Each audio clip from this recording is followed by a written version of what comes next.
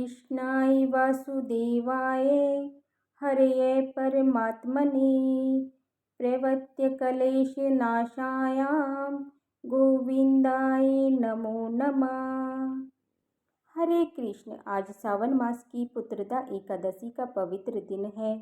इस दिन लोग भगवान विष्णु के निमित्त व्रत रखते हैं। ये एकादशी संतान सुख प्रदान करने वाली है। अगर आप पुत्रदा एकादशी का व्रत रखते हैं और अपनी मनोकामनाओं को पूर्ण करना चाहते हैं तो व्रत कथा को अवश्य पढ़ना या सुनना चाहिए। भगवान श्री कृष्ण ने कहा है, हे धर्मराज, सावन मास के शुक्ल पक्ष की एकादशी की कथा के श्रवण मात्र से ही अनंत यज्ञ का फल मिल जाता है। हे धर्मराज, द्वापर युग के आरंभ में ही महिष्मति नामक एक नगरी थी। उस नगरी में महिजीत नाम का एक राजा राज्य करता था। वह पुत्रहीन था, इसीलिए वह सदा दुखी रहता था। उसे वह राज्य, सुख, वैभव सब कुछ बड़ा कष्टदायक व्यतीत होता था, क्योंकि पुत्र के बिना मनुष्य को इहलोक और परलोक दोनों में सुख नहीं मिलता।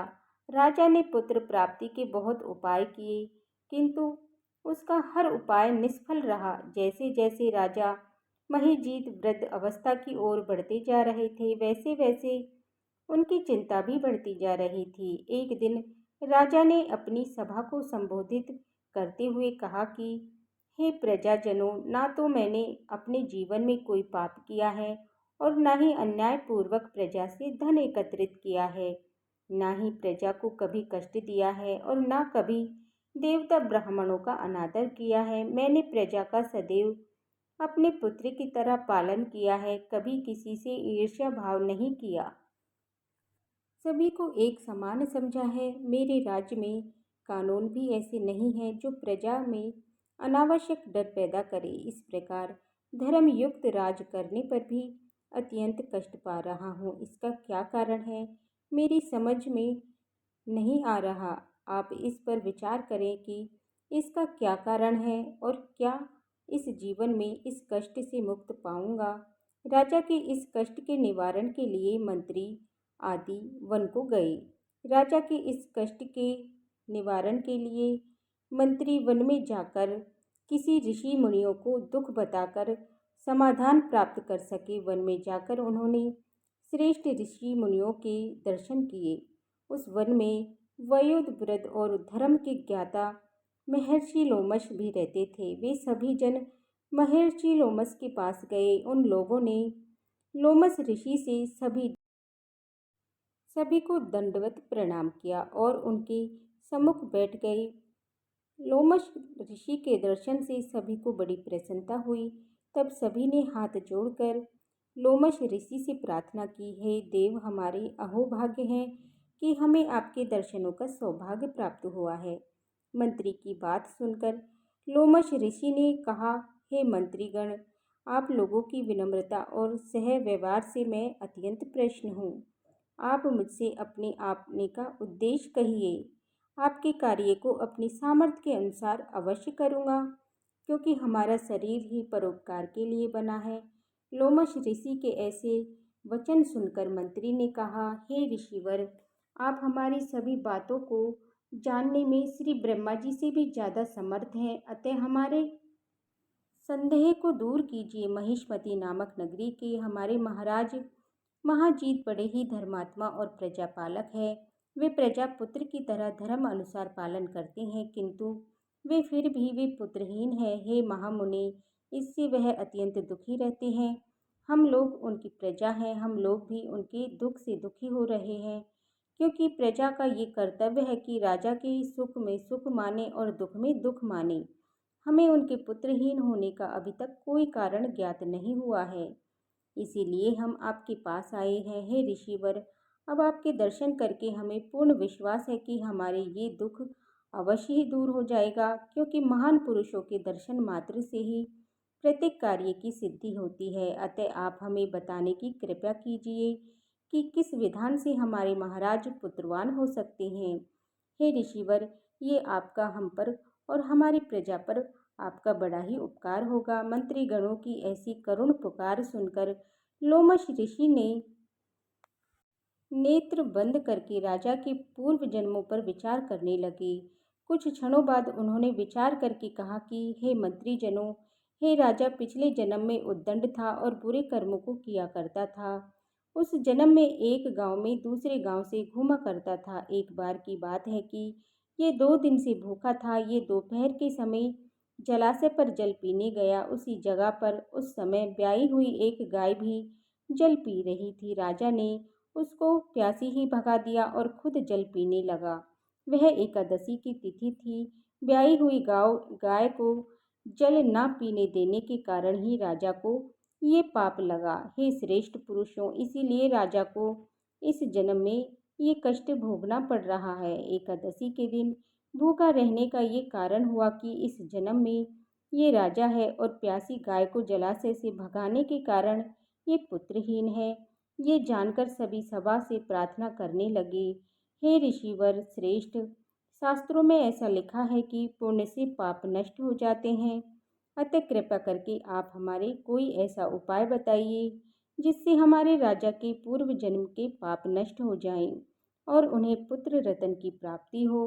सभासदों की प्रार्थना सुनकर लोमश ऋषि ने कहा, हे श्रेष्ठ पुरुषों, अगर तुम सब श्रावण मास के शुक्ल पक्ष की पुत्रदा एकादशी का व्रत और रात्रि जागरण करो और उस व्रत का फल राजा के निमित्त कर दो, तो तुम्हारे राजा के यहाँ पुत्र अवश्य उत्पन्न होगा और राजा के सभी कष्टों का भी नाश हो जाएगा। इस उपाय को जानकर मंत्री सहित सभी ने लोमश ऋषि को कोटि कोटि धन्यवाद किया और उनका आशीर्वाद लेकर वे सभी अपने राज्य में वापस लौट आए। इसके बाद उन्होंने लोमश ऋषि की आज्ञा अनुसार पुत्रदा एकादशी का विधि विधान से उपवास किया और द्वादशी को उसका फल राजा को दे दिया। इस पुण्य के प्रभाव से रानी ने जल्दी ही गर्भ धारण किया और 9 महीने के पश्चात एक अत्यंत तेजस्वी पुत्र को जन्म दिया। भगवान श्री कृष्ण कहते हैं कि हे महाराज, इसीलिए इस एकादशी का नाम पुत्रदा पड़ गया। पुत्र की इच्छा रखने वाले मनुष्य को विधि विधान पूर्वक श्रावण माह के शुक्ल पक्ष की एकादशी का व्रत अवश्य करना चाहिए। इस व्रत के प्रभाव से इस लोक में सुख और परलोक में स्वर्ग की प्राप्ति होती है। तो अब सुनिए तुलसी माता की कथा। एक बार भगवान शिव ने अपने तेज को समुद्र में फेंक दिया। उससे एक महातेजस्वी बालक का जन्म हुआ और यही बालक आगे चलकर जलंधर के नाम से पराक्रमी दैत्य राजा बना, जिसकी राजधानी का नाम जालंधर नगरी था। दैत्य राज कालनेमी की वृंदा का विवाह जालंधर से हुआ। जालंधर महाराक्षस था। अपनी सत्ता के मध्य में और अपनी शक्ति के मध्य में चूर उसने माता लक्ष्मी जी को पाने की कामना से उनसे युद्ध किया, परंतु समुद्र में ही उत्पन्न होने के कारण माता लक्ष्मी ने उसे अपने भाई के रूप में स्वीकार कर लिया। वहां से पराजित होकर वह देवी पार्वती को पाने की इच्छा से कैलाश पर्वत पर गया। भगवान देव आदि देव शिव का ही रूप धरकर माता पार्वती के समीप वह गया, परंतु माता ने अपने योग बल से उसे तुरंत ही पहचान लिया और वहां से वह अंतर्ध्यान हो गया। देवी पार्वती ने क्रोधित होकर सारा वृतांत भगवान विष्णु को सुनाया। जालंधर की पत्नी वृंदा अत्यंत पवित्र व्रता स्त्री थी। उसी के पति व्रत धर्म की शक्ति से जालंधर ना तो मारा जाता और न ही पराजित होता। इसीलिए जालंधर का नाश करने के लिए वृंदा के पतिव्रता धर्म को भंग करने हेतु बहुत जरूरी था। इसी कारण भगवान विष्णु एक ऋषि का वेश धारे करके वन में जा पहुंचे, जहां पर वृंदा अकेली भ्रमण कर रही थी। भगवान के साथ 2 मायावी राक्षस भी थे, जिन्हें वृंदा देखकर भयभीत हो गई। ऋषि ने वृंदा के सामने क्षण भर में ही उन दोनों को भस्म कर दिया। उनकी शक्ति देखकर वृंदा ने कैलाश पर्वत पर महादेव के साथ युद्ध कर रहे अपने पति जालंधर के बारे में तब ऋषि ने अपनी माया से 2 वानर वहां पर प्रकट किए। एक वानर के हाथ में जालंधर का सिर था और दूसरे के हाथ में धड़। अपने पति की यह दशा देखकर वृंदा मूर्छित हो गई और गिर पड़ी। होश आने पर उन्होंने ऋषि रूपी भगवान से विनती की कि वह उसके पति को जीवित कर दे। तब भगवान ने अपनी माया से उसे फिर से उसे जालंधर का सिर धड़ से जोड़ दिया, परंतु स्वयं भी वह उसी शरीर में प्रवेश कर गए। वृंदा को इस छल का जरा भी आभास नहीं हुआ। जालंधर बने भगवान के साथ वृंदा पतिव्रता का विहार करने लगी, जिससे उनका सतीत्व भंग हो गया। ऐसा होते ही वृंदा का पति, जो महादेव से युद्ध कर रहा था, जालंधर युद्ध में हार गया और उसका वध कर दिया गया।